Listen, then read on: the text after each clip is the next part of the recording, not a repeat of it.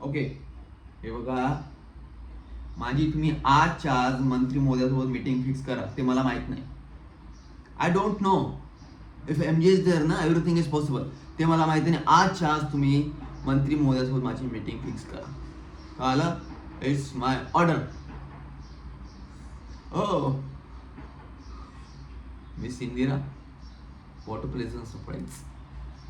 What will have? Tea or coffee? मी समजू शकतो तुमच्या मनामध्ये काय चाललं. आणि फ्रँकली स्पीकिंग, मी पण तुमच्या जागी असतो ना, तर माझी पहिली रिॲक्शन हीच असते.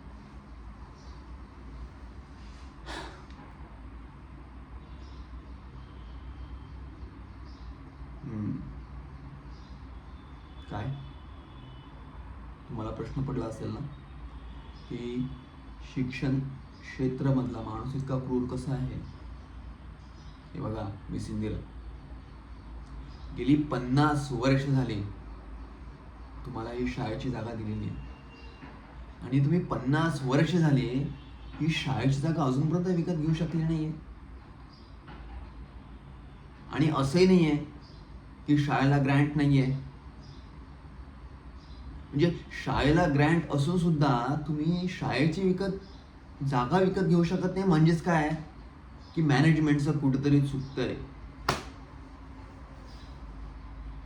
आणि हो हो तुम्हाला प्रश्न पडला असेल ना की ही बदनामी मला कशी माहिती पडली. हो, तुम्हाला शाळेच्या रिनोव्हेशनसाठी एका खाजगी सावकाराकडून कर्ज घ्यावं लागतं. Absolutely wrong.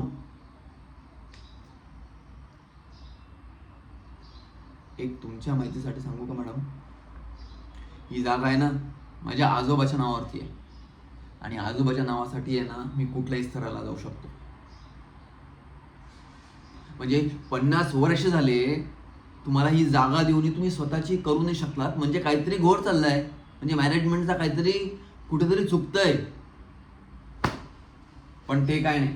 आता राहिली गोष्ट शाळेची, तुम्हाला मी 1 वर्षाची मुदत देतो. 1 वर्षाचा तुम्ही शाळेची जागा विकत घ्या अथवा ही खाली करा. I don't care. कळालं? आणि सॉरी तुम्हाला मी चुकून काही बोललो असेल तर, कारण की तुम्ही माझ्यापेक्षा वयाने मोठा आहात. तुमचा मी एक रिस्पेक्ट करतो. पण फ्रँकली स्पीकिंग, तुम्ही जरी माझ्या जागेवर असताना तर तुमची पहिली रिॲक्शन हीच असते. ठीक आहे.